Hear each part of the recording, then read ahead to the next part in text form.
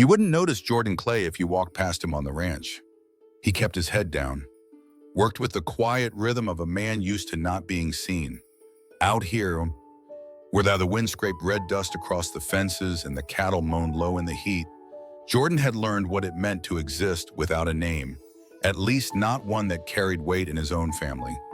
He was the second son of the Clays, a proud Texas ranching family known for generations of ownership, land, and legacy. His father often said, "God gave us this land, and we'll pass it on pure." When Jordan came out as gay at 19, no one yelled, no one kicked him out, but something colder happened. He disappeared from their plans, from their future. No longer a Clay to boast about. He was handed a shovel, not a seat at the table. From then on, his days were spent fixing broken fences, herding cattle, and clearing out barns like hired help. When distant cousins visited for Sunday dinners, his name was never mentioned. If someone asked, "Who's that?" no one answered. They just said, "Help."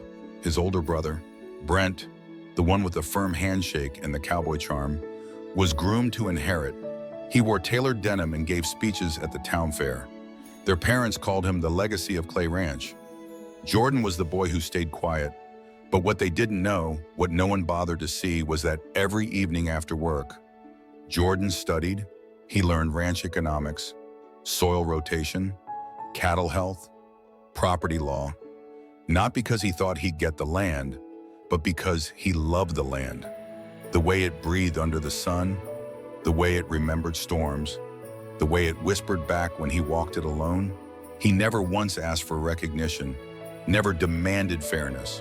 He just showed up every single day and worked like it still belonged to him, because in his heart it always had. If you've ever stood inside your own home and felt like a stranger, you understand Jordan. If you've ever worked twice as hard just to be ignored, you know that weight. But what they forgot was this: Jordan may have been the quiet one, but the land remembered his name. If you've ever been overlooked by your own blood, then you know this feeling.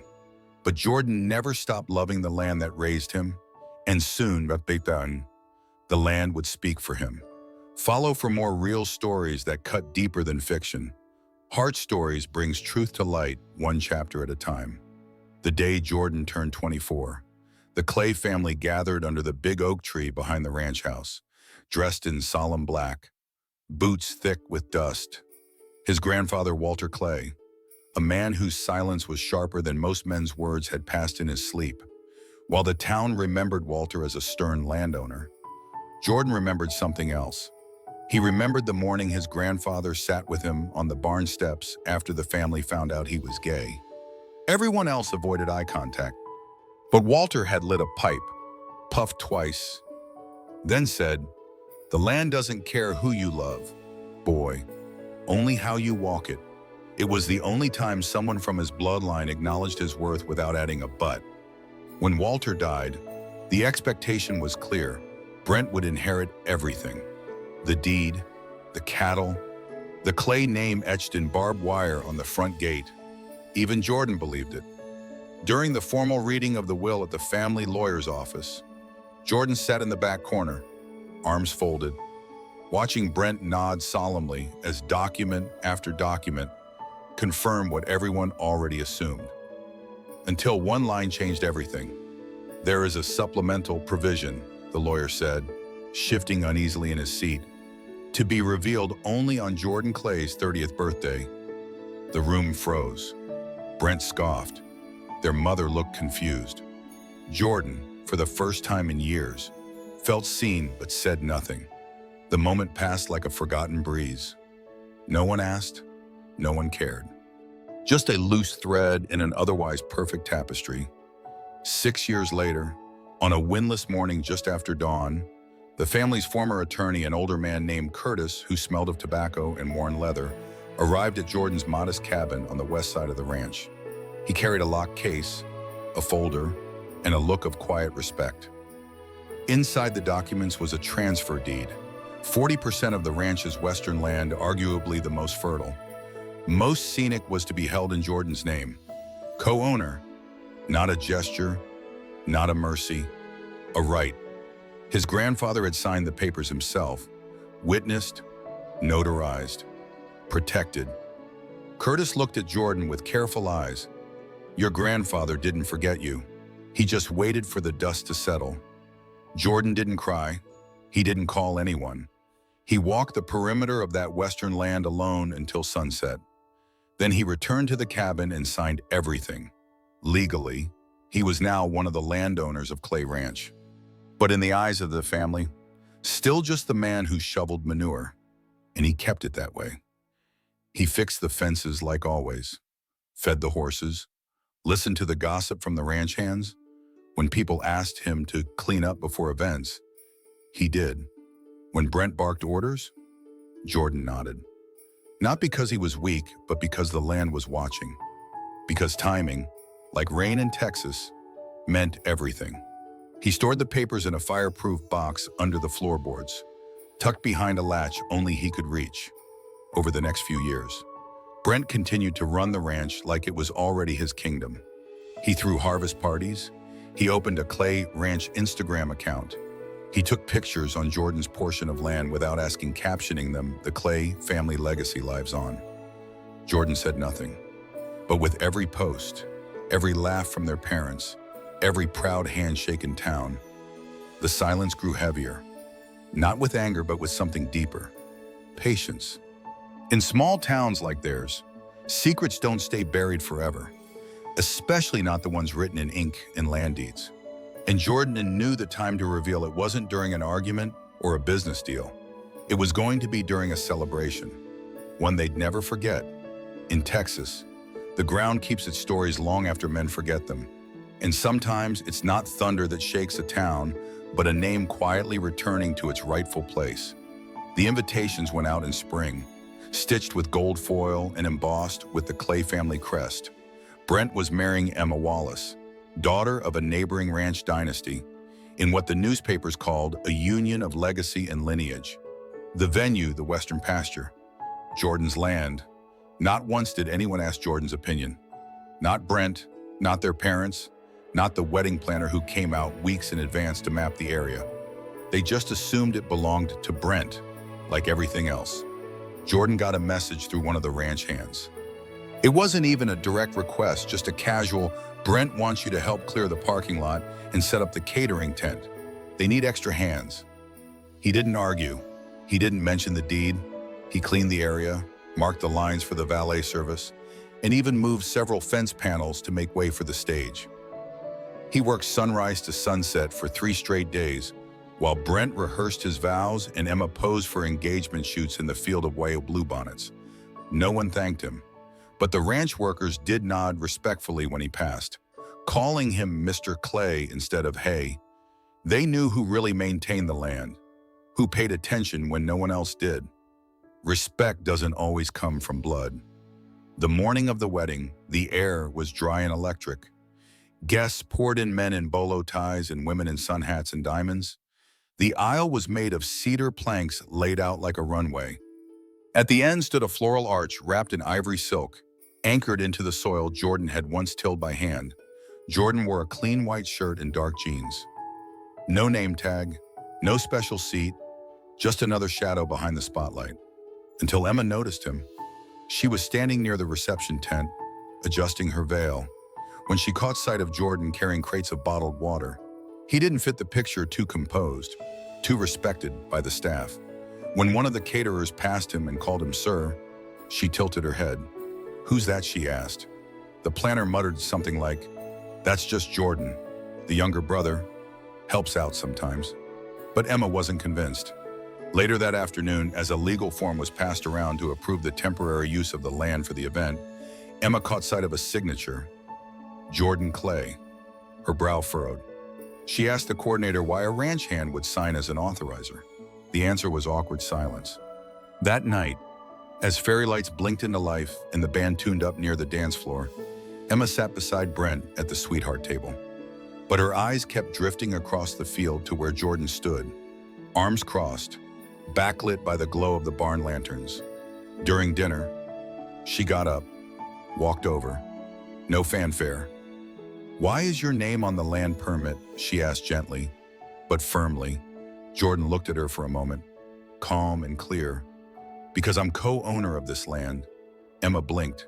"You're what?" Jordan nodded. "My grandfather left it to me. I've had the deed for 6 years." Emma stared at him, this quiet, calloused man whom she'd seen lifting hay and adjusting tents, now revealing a truth that unsettled everything she'd been told about this wedding, about this family. And something clicked. The way the workers looked at Jordan, the way he moved like he belonged to the soil, the fact that no one ever mentioned him in the stories about Clay Ranch. He wasn't invisible. He had been erased, but not completely. She returned to her table, sat beside Brent, and said nothing.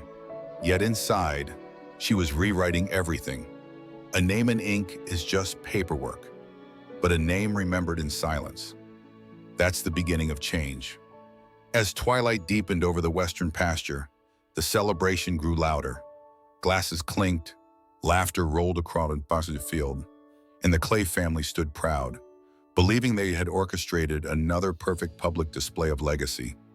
The string lights sparkled above white tablecloths, and the band played a slow country waltz while Brent made rounds, shaking hands, posing for photos, basking in attention.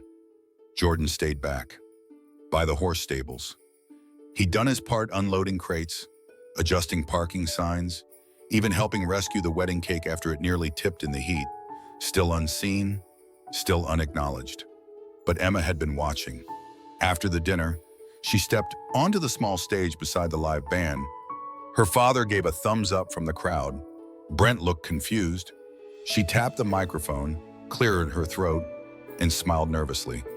"Before we move into dancing," she said, "I want to say a few words, not just as a bride, but as someone raised to believe that land and legacy matter, but truth matters more."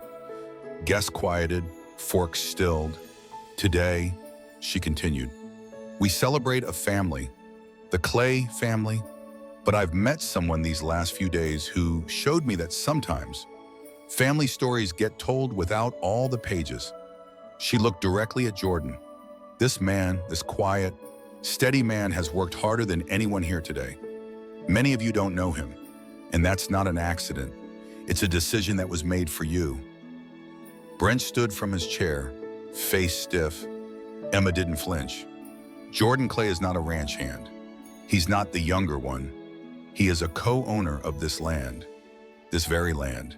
His name is on the deeds, and yet, no one invited him to this wedding. No one asked his permission. We simply assumed. A murmur swelled through the guests. Heads turned. Some people stared at Brent. Others looked at Jordan, who remained still, a shadow made flesh. Emma stepped off the stage and walked to where Jordan stood. She offered him the microphone with both hands. And for the first time in years, Jordan Clay stood in front of his family, not as an afterthought, but as a presence that couldn't be ignored. He spoke quietly, his voice low and even like the rumble before a storm. "I've lived here my whole life, worked this land since I could walk. When I came out, no one kicked me out. That would have been easier. Instead, I was left out, slowly, silently, until I was more familiar with the cattle than my own mother's voice. Silence. I didn't tell anyone about the deed because I didn't need recognition. I love this land because it raised me, not because it owes me anything. But I want you all to know something." He paused, looked toward the tables, toward Brent, toward his parents. "I never left. I was always here. You just stopped looking."